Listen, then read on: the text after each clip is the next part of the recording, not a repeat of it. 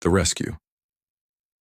The cargo bay door of the Wanderer hissed open as Captain Morgan Reed stepped onto the rust-colored soil of Nix 7, the acrid smell of sulfur immediately assaulting his nostrils. His weathered boots left clear imprints in the dust as he adjusted the portable fusion cell strapped to his back. The twin suns beat down mercilessly, their combined glare forcing him to shield his eyes despite the protective tint of his visor. Just a quick drop, collect payment and off this rock before nightfall, Morgan muttered to himself, wiping sweat from his brow. 12 years as an independent courier had taught him that frontier planets like Nix 7 were best visited briefly. The spaceport was a hodgepodge of architectural styles. Gleaming metal structures nestled between crude stone buildings and tensile fabric dwellings that billowed in the hot breeze. Various species bustled about, their movements creating swirling patterns in the omnipresent dust. Morgan approached the customs station, a prefabricated unit that had seen better days. The official, a six-limbed being with translucent skin, barely glanced at his credentials. Purpose and duration? The official droned, two of its limbs stamping documents while another pair manipulated holographic controls. Commerce, delivering specialized equipment, less than one planetary rotation, Morgan replied, sliding his identification across the counter. The official made a dismissive gesture with its upper appendages. Weapons secured. No unauthorized technology transfers. Central marketplace is off-limits during the judgment ceremony. Next. Wait. Judgment ceremony? Morgan asked, suddenly alert. Festival of Justice. Central Plaza. Very popular with tourists. The official waved impatiently at the line forming behind Morgan. Move along. Morgan pocketed his entry permit and strode into the settlement, the fusion cell growing heavier with each step. His contact, a moisture farmer named Dresk, had arranged to meet him at a dingy establishment near the marketplace. The crowds thickened as Morgan approached the central district. A strange energy permeated the air, the buzzing anticipation of spectacle. Against his better judgment, Morgan found himself drawn toward the growing commotion. The central plaza opened before him, revealing a vast expanse of polished stone surrounded by ornate buildings. At its center stood a raised platform where 4 hovering devices were positioned at each corner. Between them stood the most striking being Morgan had ever encountered. Female by human standards, she possessed skin the color of twilight, deep, purple with subtle luminescence that seemed to pulse with its own inner light. Her hair, silver as starlight, floated around her as if underwater despite the arid atmosphere. But her eyes captivated Morgan most, shifting constantly from emerald to sapphire, darting frantically across the gathered crowd. She was bound by shimmering energy restraints to posts at the platform's corners. Guards in elaborate armor stood, at attention nearby, their faces concealed behind masks resembling predatory birds. A robed official stood on a smaller podium, reading from a glowing tablet. Morgan's universal translator picked up fragments. Violation of sacred site protocols, unauthorized gaze, corruption of visual sanctity. What's happening? Morgan asked a nearby vendor offering skewered meat on sticks. Eye crime, the vendor replied matter-of-factly. She looked at Crexon representative when forbidden, bad business, very traditional punishment, very educational. Punishment? Morgan felt a knot forming in his stomach. The vendor made a casual pulling apart gesture with all 4 hands. Quartering. Hover vehicles pull. Very clean. Bile rose in Morgan's throat as the hover vehicle's engines revved higher. The crowd's murmur grew excited, anticipating the spectacle. The official finished reading the charges, and energy tendrils extended from each vehicle to the restraints binding the woman's limbs. Her eyes, flashing between colors with increasing rapidity, found Morgan in the crowd. There was no pleading, in them only fierce pride and resolution, and something else that resonated within him on a primal level. This is insane, Morgan muttered, his hand instinctively moving to the concealed blaster at his hip. Every rational thought screamed against interference. His courier license explicitly prohibited involvement in local justice systems. Neutrality was the first rule of interstellar commerce. Getting entangled in planetary politics meant certain ruin, Yet as the first hover vehicle began to strain, against its restraint, Morgan found himself moving. In one fluid motion, he drew his blaster and fired at the power coupling controlling the plaza's illumination system. The shot connected with a satisfying crackle of electricity, plunging half the plaza into sudden darkness. The crowd erupted in confusion as Morgan vaulted onto the platform. The first guard turned, weapon half raised. Morgan slammed the butt of his blaster into the vulnerable spot at the base of the guard's neck, dropping him instantly. The second guard fired an energy pulse that sizzled past Morgan's ear. He rolled, came up firing, and caught the guard square in the chest. The ornate armor absorbed most of the impact, but the force knocked the guard off the platform. Morgan reached the bound woman and pulled his vibro knife from his boot. The blade hummed to life, slicing through the energy restraints with surprising ease. Up close, her skin wasn't simply purple. It had depth, like looking into a midnight ocean. "Can you walk?" he asked, cutting the last restraint. Her eyes settled briefly on Green, studying him. When she spoke, her voice carried a musical quality that seemed to bypass his ears and resonate directly in his chest. "I can fight," she replied, snatching a ceremonial weapon from one of the fallen guards.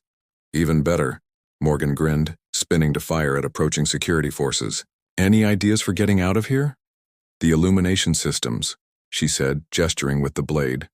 "They're connected to the emergency protocols. Destroy the remaining couplings, and the safety barricades will activate." 3 well-placed shots later, the plaza was plunged into complete darkness. Metal barriers slammed down from hidden compartments, blocking the security forces' advance. The crowd's confusion turned to panic, creating perfect cover for their escape. Morgan grabbed the woman's arm. Her skin was warm and seemed to vibrate slightly beneath his touch, and pulled her toward the edge of the platform. "There's an alley behind the commerce hub. We can lose them in the lower district." As they leapt from the platform, Morgan noticed inscriptions glowing on the remnants of her restraints, pulsing with an eerie blue light that intensified at his touch. "What do these say?" he asked, helping her navigate through the chaos. She glanced at the markings. "They are binding words, ritual phrases." She indicated the one his fingers had brushed. "This one says, 'By blood and breath I claim protection.'" Without thinking, Morgan read it aloud. "By blood and breath I claim protection." The woman froze, her eyes flashing to brilliant sapphire. The markings on the restraints flared like miniature suns, then vanished entirely. A strange shudder passed through her body. "What?" Morgan asked, pulling her forward again. "What happened?" "You have invoked the covenant of the Protector," she said, her voice carrying a new tone, something between awe and wariness. "It cannot be undone." "Great. Whatever helps us get out of here." Morgan spotted an opening in the crowd and yanked her toward it. "This way." They plunged into the labyrinthine back alleys of Nix 7, the sounds of pursuit fading behind them. When they finally paused to catch their breath in the shadow of a massive waste disposal unit, Morgan turned to his companion. "I'm Morgan Reed." She studied him with those shifting eyes, a curious smile playing across her lips. "I am Nira of the Luminar." She placed a delicate hand on his chest, right above his heart. "And you, Morgan Reed, are now my protector. Look, I just helped you out of a jam. Let's not make it weird." Her smile widened, revealing teeth that were just slightly too sharp to be human. "It is already, as you say, weird. The covenant is sealed. Where you go, I go. Your battles are my battles." She leaned closer, her silver hair brushing against his arm. "Your bed is my bed." Morgan blinked. "Come again?" "We should move," Nera said, ignoring his confusion. "The Krexen do not surrender. They prey easily, and you have just committed the second most serious crime in their legal system." "What's the first?" "Being born with the ability to see through their deceptions." She gestured down the alley. "This passage connects to the lower market. We can acquire disguises there." As Morgan followed her, he couldn't shake the feeling that his simple delivery mission had just been incinerated by the nearest pulsar. Behind them, alarms began to wail across the city, and the realization sank in. He was now bound to a fugitive, alien through an ancient covenant he didn't understand, trapped on a hostile planet with every authority hunting them. And somehow, despite the danger, he felt more alive than he had in years. The Bond, the lower market of Nix 7, reeked of desperation and exotic spices. Morgan ducked under a low-hanging awning as citywide alarms continued to pierce the air. Nera moved with surprising grace beside him, her silver hair now tucked beneath, a stolen head wrap that cast shadows across her luminescent features. "My ship's docked in Bay 17, Morgan muttered, checking his surroundings. "If we can get there before they lock down the port." "They have already locked down the port," Nera interrupted, her color-shifting eyes momentarily settling on a deep sapphire. "The Crexon control grid activated 30 seconds ago." Morgan stopped. "How could you possibly know that?" "I can hear the frequency changes in the security beacons." She tapped her delicately pointed ear. "Luminar auditory perception extends well beyond human range." "Great." Morgan leaned against a grimy wall, calculating options. "So we're trapped. Any other abilities I should know about? Flight? Invisibility? Tax preparation?" Nera tilted her head. "Was that humor?" "Failed attempt." Morgan pushed off the wall and peered around the corner. "We need to verify if my ship's been tagged yet." A street vendor selling what appeared to be second-hand electronic components caught Morgan's eye. The vendor, a hunched being with translucent skin through which various organs glowed like holiday lights, glanced nervously at the security drones, hovering overhead. Morgan approached casually, placing 10 credits on the rickety counter. "Need to check port security status. Bay 17. The vendor's skin flushed lime green as multiple eyes blinked in sequence. Spindly fingers swept the credits away and tapped a corroded data terminal. Bay 17 vessel impounded. Priority flag. Genetic scanners activated. The vendor's translator croaked, "Damn it." Morgan slammed his fist on the counter, causing several delicate components to rattle dangerously. "How long until they process the paperwork?" "Standard impound protocol on Nix 7 requires 6 trade cycles." 6 trade cycles? Morgan's voice rose before he caught himself. "I can't be stuck here for 2 months." "Stuck is better than dead." The vendor's skin darkened to a muddy olive. "All outbound vessels undergo enhanced inspection. The Crexon are very thorough when hunting eye criminals." Morgan felt Nera stiffen beside him. "We require shelter," she announced, her melodic voice drawing unwanted attention from nearby shoppers. "Somewhere the scanners cannot penetrate." The vendor's multiple eyes darted around nervously before leaning forward. "Old mining quadrant, section 12. Building with green markings. Ask for Trill.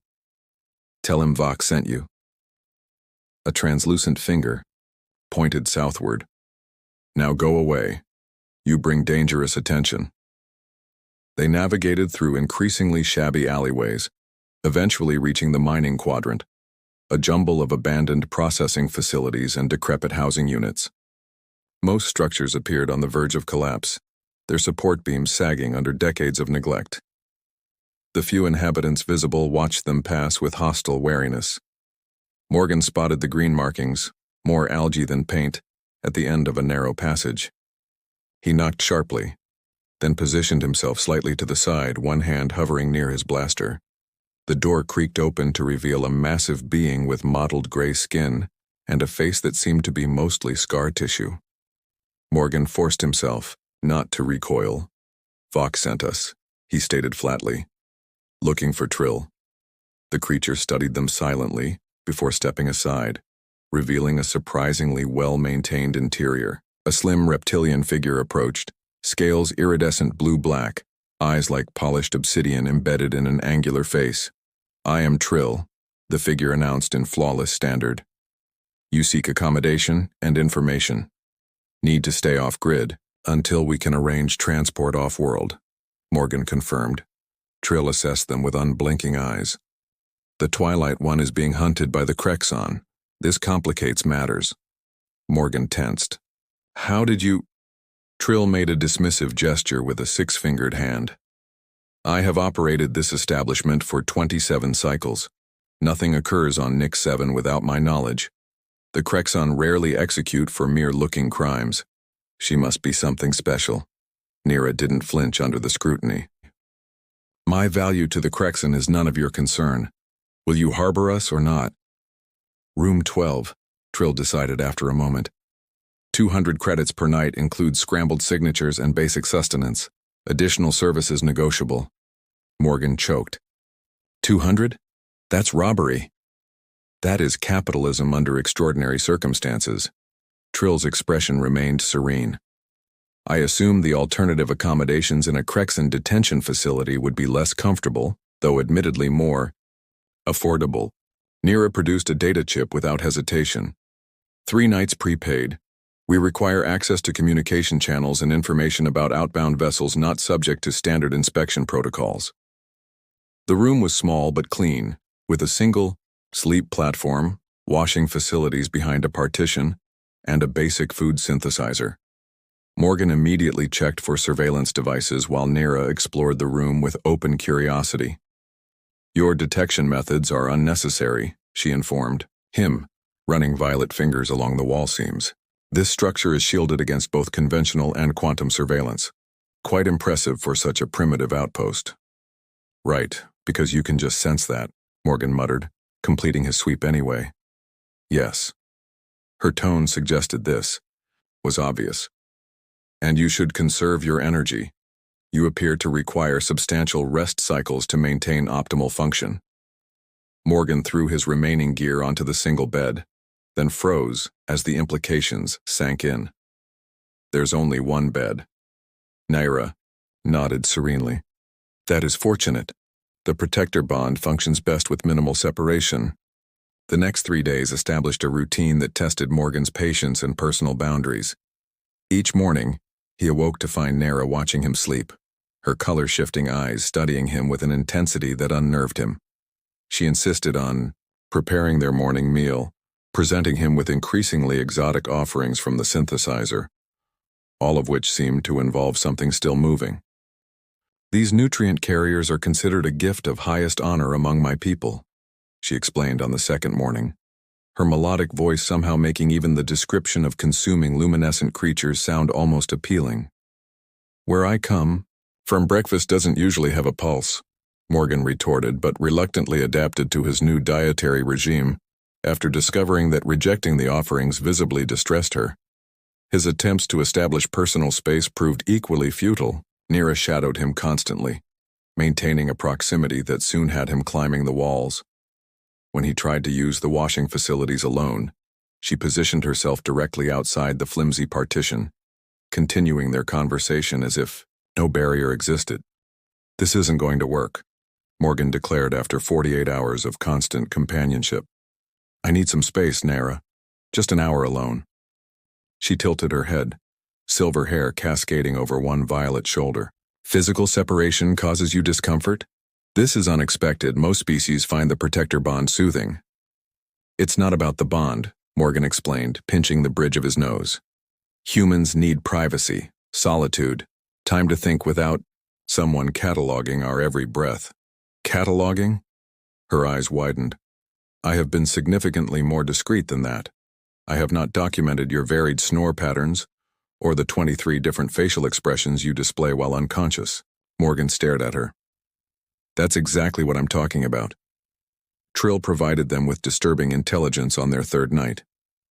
The Crexon have dispatched bounty hunters, not ordinary enforcers, void trackers. What are void trackers?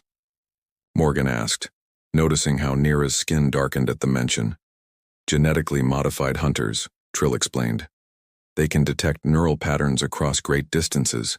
If the Twilight One is indeed Luminar nobility, as I suspect, they will sense her unique signature. Morgan frowned. Nobility? What are you talking about?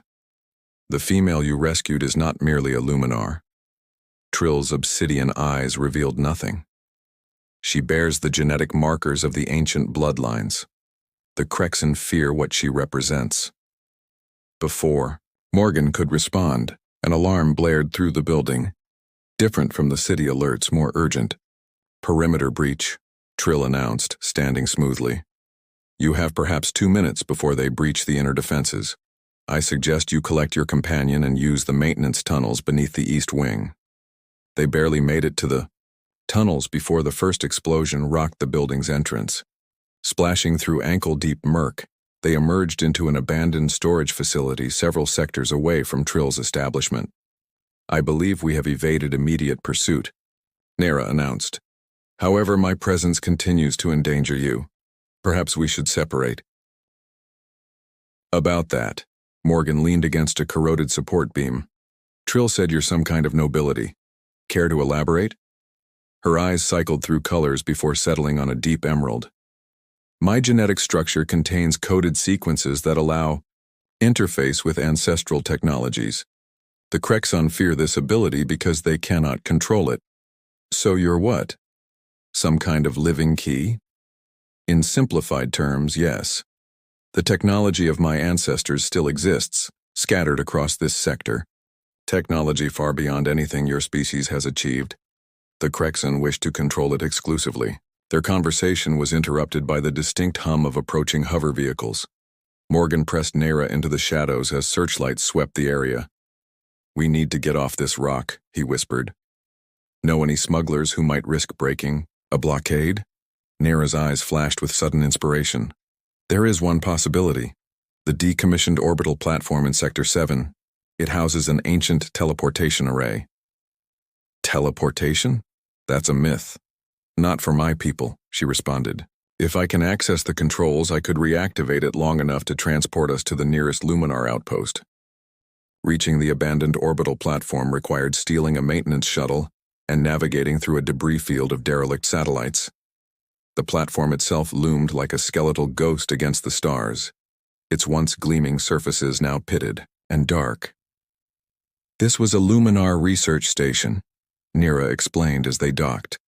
Abandoned during the Purification Wars, if the transport array remains intact, they made their way through darkened corridors, guided only by the subtle luminescence of Nera's skin.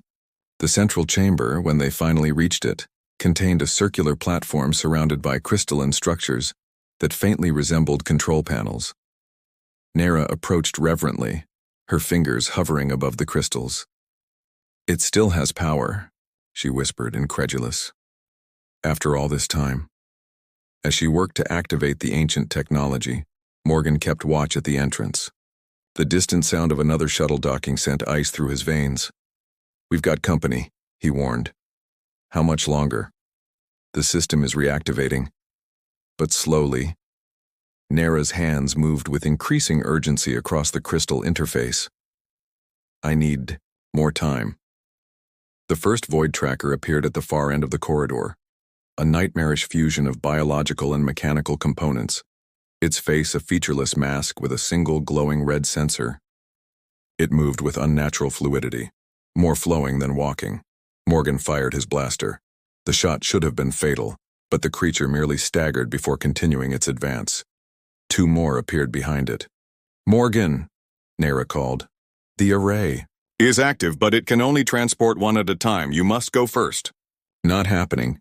Morgan fired again, backing toward the platform. Get it ready, then we both go. There isn't enough power for 2 consecutive transports, she explained frantically. The system will require a reset cycle between jumps. The lead tracker surged forward with impossible speed. Morgan emptied his blaster into it, finally dropping the creature mere meters from their position. The others continued their relentless advance. Go. Nera pushed him toward the platform. I'll follow when the system resets. I'm not leaving you, Morgan insisted, reloading his weapon. Her eyes flashed with determination as she placed both hands on his chest. The protector bond works both ways, Morgan Reed. Sometimes protection means allowing separation. With unexpected strength, she shoved him onto the transport pad and slammed her palm onto the crystal control. Energy surged around Morgan, enveloping him in blinding light. The last thing he saw was Nera turning to face the approaching trackers, her hands glowing with an inner light. Then the universe tore apart around him. Morgan awoke in an unfamiliar chamber. its walls pulsing with subtle light that responded to his movements. He was alone, but the hollow ache in his chest told him what he already knew. Nayra had been captured. The bond between them, once irritating, now thrummed with pain and purpose. She was alive but suffering. And somewhere deep within himself, Morgan knew exactly where to find her. The Luminar who found him were initially suspicious, then astonished when they detected the protector bond. They explained what Nayra had not, that she was not merely nobility but the last surviving heir of the ancient houses, a genetic key to weapon systems that could shift the balance of power across the entire sector. And Morgan Reed, former courier, and reluctant hero, found himself transformed by the bond he had never wanted. Now planning a rescue mission back to the very planet he'd been so eager to leave, because she trusted no one but him, and he would tear apart the universe to bring her home.